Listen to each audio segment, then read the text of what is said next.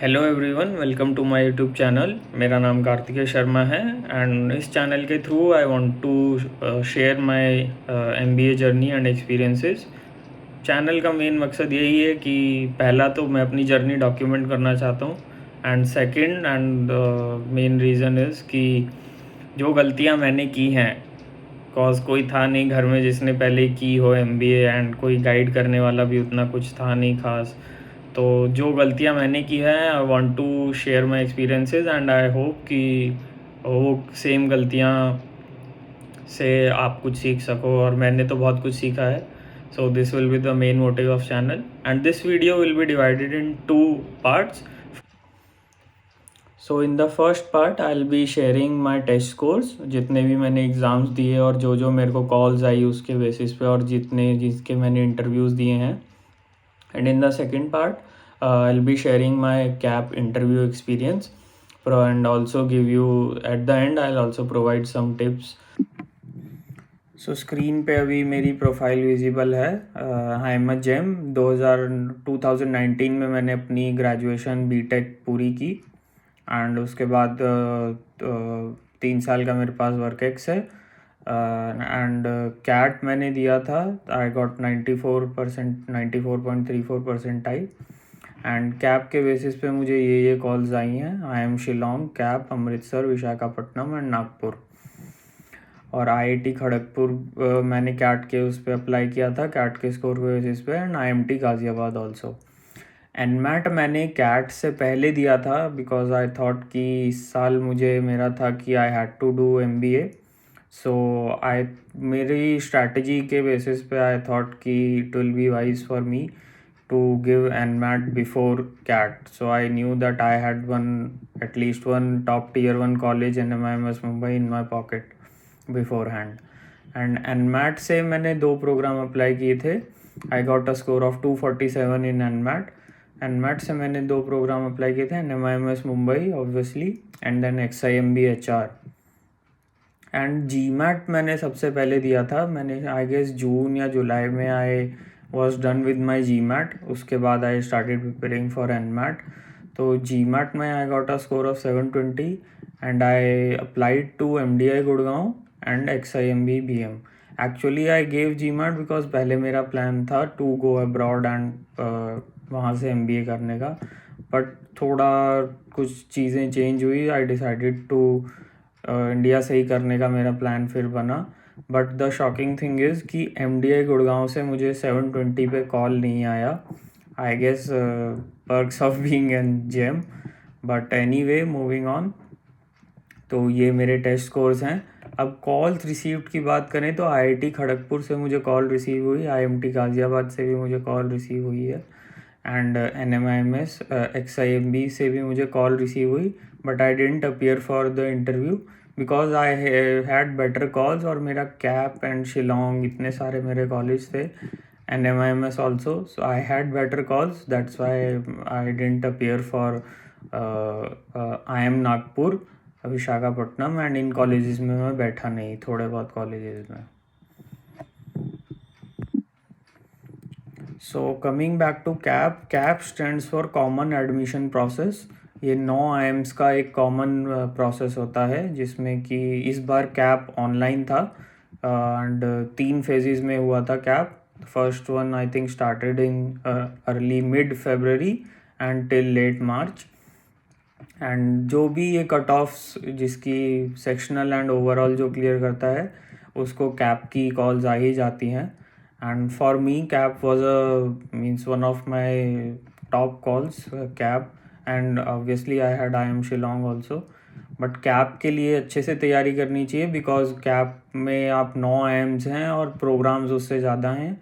These are all the programmes जिनके through आप CAP से एलिजिबल हो जाते हो इन सभी प्रोग्राम्स के लिए.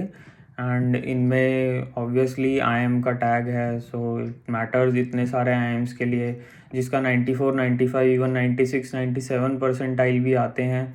दे शुड उनके लिए कैप कॉल्स बहुत मैटर करती हैं. So rounding this off and now moving on to the interview part. So CAP इस बार ऑनलाइन था. The CAP interview was online and पहले जो मेरे साथ एक्सपीरियंस स्ट्रेस एक्चुअली बहुत टेंशन वाली चीज़ हो गई थी. दैट वाज मेरा IIM शिलोंग और कैप का interview was on the same date 14th of Feb. बस टाइम का फ़र्क था. My Shillong interview was at 9 AM and cap was at 1:30 PM. सो वो मेरे पास टाइम था, उसमें मैंने किसी ना किसी तरह मैनेज किया, but that is for another day. But let's share about my CAP interview experience. So there were two panelists and basic interview questions. First you had to join, wait करना पड़ता है काफ़ी CAP में. You had to just log on to your screen and keep you will be entering into waiting room, and then as your turn comes the panelist will let you in and they'll start your interview. So first question was introduce yourself. So I gave a brief introduction. ये तो I think everyone going for an interview should prepare at least this question very thoroughly. Like 50-100 बार इस question को रट के जाना चाहिए. Introduce yourself. तो अपना सारा जो भी आपके प्लस पॉइंट्स हैं, it's question like sell yourself. You have to explain कि आपकी जो भी अच्छी चीज़ें हैं वो आप इसमें शेयर करो. कोई अचीवमेंट आपकी है वो, जैसे मेरा स्ट्रॉन्ग पॉइंट था कि मेरा work ex, during my work ex मेरा वर्क एक्स अच्छा था, तो आई शेयर्ड दैट. सो उसके बाद दे आस्क्ड मी सेकंड. एक और चीज़ मैं शेयर करता हूँ कि नो योर सेल्फ बेटर. जैसे आपका नाम हो गया, नो योर पेरेंट्स, आपके पेरेंट्स की एजुकेशन क्या है. Before going to any interview, not just CAP, आपको बेसिक चीज़ें पता होनी चाहिए. अपने स्टेट का CM, ये सब बेसिक नॉलेज आपको होनी चाहिए. स्टेट का गवर्नर कौन है, CM कौन है, फाइनेंस मिनिस्टर कौन है, कंट्री का PM, और ये सब. PM तो कॉमन हो गया, but who is the vice president, and ये सब भी जनरल नॉलेज में आपका कैप में टेस्ट होता है. तो मेरे से, जैसे मेरा नाम कार्तिकेय है, तो I still remember interviewer asked me कि who is Kartikeya and what is his significance in Hinduism. तो मैंने बताया, आई आंसर्ड दिस क्वेश्चन कि he was the eldest son of lord Shiva and he is considered god of war in Hinduism. And फिर second follow up question was they asked me where is he worshipped, north or south, and why. So वो भी मैंने बताया कि he is mostly worshipped in south, and उसका एक mythological reason है कि he went to south. तो वो सब मैंने बताया. they were convinced with my answer. फिर आया कि फिर then they switched to my job कि why did you switch your job, what was your job at IndiGo and why did you left. तो मैंने वो भी बताया कि भाई ये मेरा काम था. एंड स्विच का मैंने बोल दिया कि कोविड था, तो आई थॉट कि ये सेक्टर को रिकवर होने में काफ़ी टाइम लगेगा, and at that time it made sense to make a switch and try something new. तो they were impressed with my answer. ये आंसर मैंने बहुत प्रिपेयर किया था, बिकॉज आई न्यू अपना प्रोफाइल और रेज्यूमे आप अच्छे से पढ़ के जाओ. जो भी आपने फॉर्म में फिल किया है, they will surely ask you on that. आगे से वैसा कुछ नहीं पूछेंगे वो. ज़्यादा GK के क्वेश्चंस हो सकते हैं, लेकिन उससे अलावा मतलब ज़्यादा नॉर्मली नहीं पूछते हैं. तो जैसे मेरे को पता था मेरे को इस पे ग्रिल किया जाएगा, तो मैं I was fully prepared for that. उसके बाद उन्होंने जनरल पूछा कि वाई MBA, तो मैंने बोला कि I wanted to switch to business side of things, and ऐसे मैंने अपना आंसर फ्रेम किया.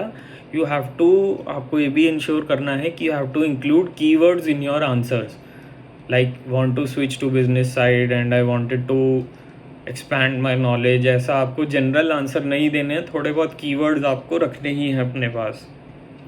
फिर उन्होंने मेरे से पूछा, then came the technical part. फिर ये first panelist was done by then, and then came the second panelist, and he asked me what is mechatronics. you did your BTech in mechanical, so you must have studied about mechatronics. What is mechatronics? तो वो मैंने बताया कि this is a mixture of electronics and mechanical components mostly used in for automating mechanical devices. So follow up question फिर आया कि where is it used in, आपने इसको कहाँ पढ़ा है, where have you read this. तो फिर मैंने बताया उनको कि IC इंजन्स में ये यूज़ होते हैं mechatronic devices to control valve opening and closing. And second उन्होंने फिर मेरे से पूछा नॉन डिस्ट्रक्टिव टेस्टिंग के बारे में, NDT. एंड फिर उन्होंने वही पूछा कि वेयर इट इज़ एप्लीकेबल, तो वो भी टेक्निकल में ये क्वेश्चन मैंने बताए। This is all related to your graduation, तो ग्रेजुएशन भी आपको थोड़ा सा प्रिपेयर करके जाना पड़ेगा। फिर उन्होंने आईसी इंजन्स के बारे में थोड़ा पूछा, फिर डिफरेंस एफिशिएंसी का पूछा, पेट्रोल और डीजल इंजन का। वो तो मेरा मतलब टेक्निकल हो गया मेरा ग्रेजुएशन से रिलेटेड। उसके बाद जीके से रिलेटेड उन्होंने मेरे से पूछा नेशनल लॉजिस्टिक्स पॉलिसी के बारे में, क्योंकि बजट उस टाइम नया नया ही आया था और फेब में ही हमारा इंटरव्यू था, तो budget was the trending topic eight that time. तो उसके बारे में पूछा गया नेशनल लॉजिस्टिक्स पॉलिसी। उस टाइम मैंने नहीं पढ़ी थी, पढ़ना चाहिए था, पढ़ी थी, but I didn't remember figures and stats.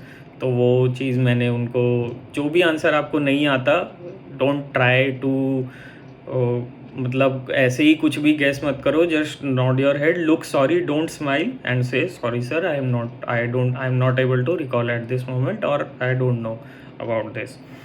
उसके बाद दे वांटेड, उन्होंने एक पैनलिस्ट ने मेरे से फॉलोअप क्वेश्चन पूछा। The second panelist intervene and he asked me what is your stand on Russia Ukraine war, what is India stand on Russia Ukraine war and how do you justify it.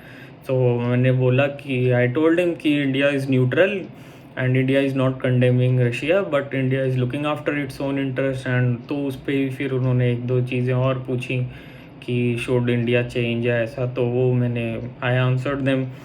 उसके बाद last question what they asked were my related to my hobbies, कि आपकी और hobbies क्या क्या हैं, आप क्या करते हो। तो आई टोल्ड देम कि रीडिंग थोड़ी पसंद है, I read Dan brown novels and other थोड़ी और बुक्स पढ़ी थी, तो वो भी, साइकिलिंग भी मैं करता हूँ, तो I told them that also. So overall मेरा कैप इंटरव्यू को मैं अपनी तरफ से रेट करूँ, दिस वॉज ख़त्म हो गया था मेरा इंटरव्यू, मैं रेट करूँ इंटरव्यू को, so I will give around 9 out of 10 to myself. मेरा इंटरव्यू वो बहुत अच्छा गया था, कैप का interview. I was extremely happy after my interview and so let's see, आप सबको भी all the best and thank you for watching more interviews. I'll try to give experience of more interviews in the coming videos. Thank you. Please subscribe.